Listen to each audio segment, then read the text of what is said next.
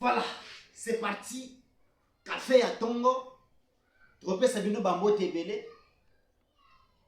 Vous qui nous suivez de partout. Toza awa to beta masolo ya mboka. Toyeba état de santé ya RDC zandeni. Eza ke banguna ya RDC. Bayo kasoni. Babanda ko combattre mu kontongolo fachi béton pour que adaye. Chers compatriotes, eza moi lisolo to beta na bino eza information. C'est à prendre au sérieux. Parce que nous sommes information. Balobi, makambo epele. Oyo so le kanakati ya RDC. Mais nous prenons quand même l'essentiel. Pour te bandeni ya kosala moi synthèse qui peut comprendre la réalité. Il se fait que Félix Antoine Tshisekedi avait fait un déplacement kakanakati ya RDC. Abimaki libanda mbokate. Chers compatriotes makambo esala mindeni. Na cortège na ye. Mituka epanzanaka. Ba moto eyo yaka kaka na mulongo te. Juste yaka na mipanzi. Il se fait que il y a un monsieur soi-disant motard. Wana za motard te. Mutwana aza kamikaze batinda kiye. Pour que aye bakenete est-ce que eza ndenge nini eza bololo ou soit bachaki mwamba zelu ou soit bachaki mwamba zelu balinge bachela Félix Mukwantongolo manyoko na mai mais insimité lelo banguna RDC bayoki son bakanisa nte Félix Mukwantongolo akufa lobby pour que Joseph Kabila a s'autoprogrammé comme président de la République. Ne rêve na ende ya mwana. Ou soit Paul Kagame ayo que Ketemuko Antombolo a sali shit, a sali tono, a daye pour que baye bandeni ya koya kozwa bozui ya Congo. Na Emmanuel Macron, manani Macron. Abala mwasi ya mukolo. Lelo alinye abanda ko finga RDC. Nyama na ye. Zoba wana Macron. Okoyoka. Mukolo mwana muke. Bande ko balandi. Tozana bande yale na bande retour. Il se fait que elle cortège à président de la République Yaka. Batinyoso batelemaka. De part et d'autre. Même mes enfants aussi, ceux qui président de la République à Zolek. Téléma na yo, téléma. Ko bougete. Président de la République a le Kanaé. Après avoir koleka, ceux qui cortège na ye, s'il dans ce moment-là, au kiti nanzela, au komi kokende. Mais les messieurs, soi-disant motard, cortège et bandi koleka. A calculé kaka mutuka o président de la République azalaki. Il paraît-il à l'attaque déjà ma bombe pour que exploser. Mais Dieu merci, Dieu est grand. Mukwantongolo avait dédié ce pays dans les mains du Seigneur avant Abanda Moussala. Nzamende azo épolé. Les messieurs est aux arrêts. Akanisa ki non, bombe n'a explosé. Mais il avait oublié que Mukwantongolo fachi béton ndenga tambula kazo tambula na radar. A radar Moussala nango ezak c'est pour sécuriser, contrôler makamyo su yamabe.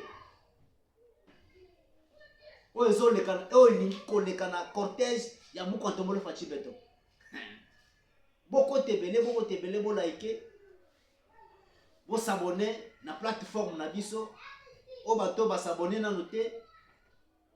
Bo salango pour que plateforme ekende liboso. Vous êtes sur Congo Téléma TV.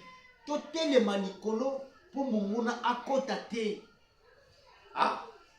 To Téléma likolo pour que munguna aye bandeli ya ko pénétrer RDCT. Lelo eza koyinda bang koyinda makasi bande ko balandi. Le monsieur est aux arrêts. Bakangie pour que aloba pona nini alingi affaire kokwa isa président de la République. Voilà.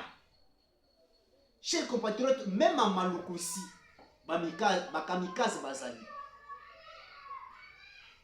Même en Nansène, bakamikaze bazali. Parce que Joseph Kabila a tchembongo en danger.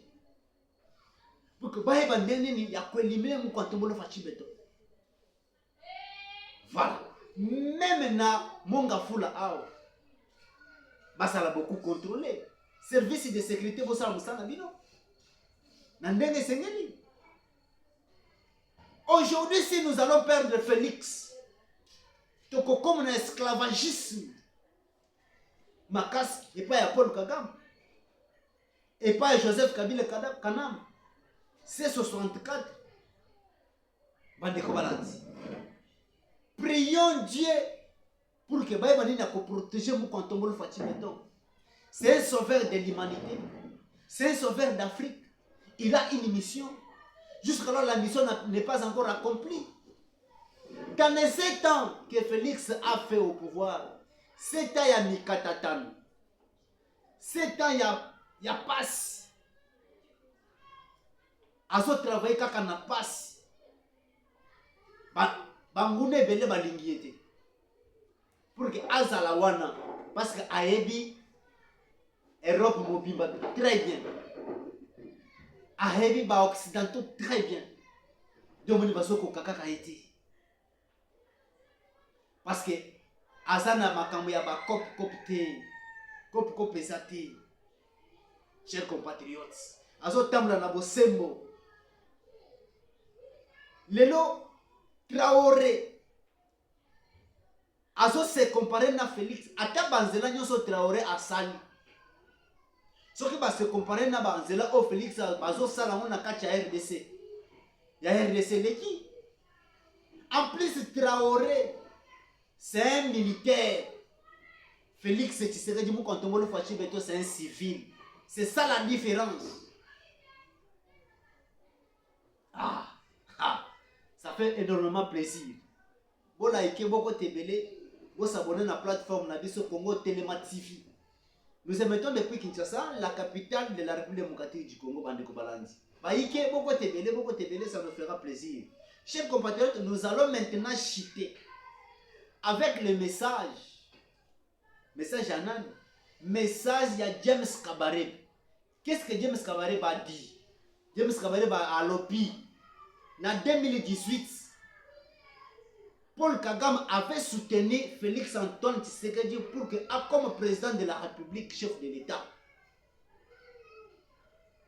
À l'époque, avant que va publier les résultats par la CENI,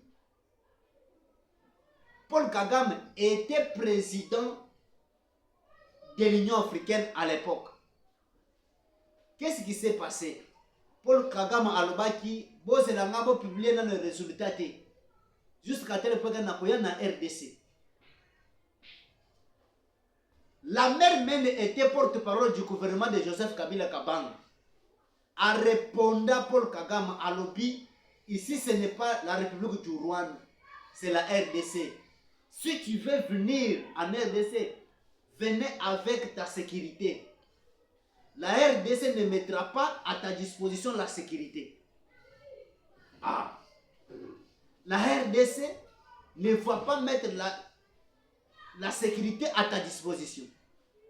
Alors, baki ango bongo, bande ko balandi. Omoni Paul Kagame ya quitté, aboyi koya. Maintenant, après avoir la prestation de serment de Mukwantombolo Fachibeto, a organisé des Yachel Tshisekedi wa Mulumba. Oyo Joseph Kabila aboye na bantu na ye ya C64 AFC ke corps ya Mukwantom ya Etienne Tshisekedi wa Mulumba e ya awate. Ce que il faut pas enterrer en Goma. Aussi longtemps que Etienne Tshisekedi avait une concession na commune Ansem. Il fallait bakunda ye na concession na ye. Batongela ye monument moko ya kitoko. Mausolée ya bien. Joseph Kabila avait refusé. Na Paul Kagame baboyaki. Et mwana na ya comme président de la République lelo Fachi Beton. Ba organiser day. James Kabarebe ba lobby. Paul Kagame akenda ko participer na day ya Etienne Tshisekedi wa Mulumbu. Tout ça c'est pourquoi. Et ça message ya James Kabarebe te. James Kabarebe atindi Joseph Kabila à lobby et simité. James Kabarebe atindi nanga à lobby et simité. Yemoko Paul Kagame aye ko bima na poisse. Si le M23 va disparaître, c'est la République du Rwanda qui disparaîtra aussi. C'est-à-dire yende azalaki à la tête de Makamyo Swana. Ça c'était une mise au point tout simplement. Je reviens à notre mouton. Au sujet du deuxième émission. Chers compatriotes. Message à James Kabarebe, ceux qui boyoki ango bien. Azo senga la conciliation entre Félix Moukantombolo Fachi Beton et Paul Kagame. Ceux qui bolandi message na bango très bien. Bande Kubalandi. Aujourd'hui, Ekosimba Tamukete. C'est Paul Kagame qui a envoyé James Kabarebe pour qu'il aloba. Et James Kabarebe était aussi chef d'état-major dans l'époque il y a Laurent Désiré Kabila na kati ya RDC. Le lot la santé na ndenge komi. Boza zéro. Ah, bokanisa ki ni te ndenge toliaka awa tokolia lisusu. Ah, bande ko balandi. Bache makala na mbabula pour que ba pelisa moto balamba fufu et pa ya mama. Bomona kamilinge bandi ko bima après avoir copelé sa moto. Milinge bimi moto kangi bache fufu ma ya fufu balamba fufu. Ah. Donc mon Paul Kagame komi kolela. Asini moto. Un bébé soki batie ko na moto asimba potopoto akosika. Lelo biloko nyonso Paul Kagame banda kolia ekauki na kati ya RDC. Akomona lisusu eloko te. Kala mingi te azodaye. Ndenge pe aboma bato ebele na kati ya RDC. Makila ya bana est ya ba Congolais nyonso, Congomani nyonso o ba kufa na badaya na kati ya RDC. Plus précisément dans l'espace ya est. Paul Kagame a bombé plus de 30 000 plus de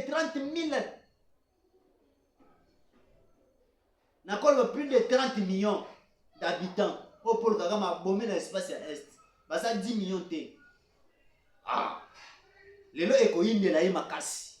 Paul Kagame va mourir. D'ailleurs, atindi famille na ye na Espagne.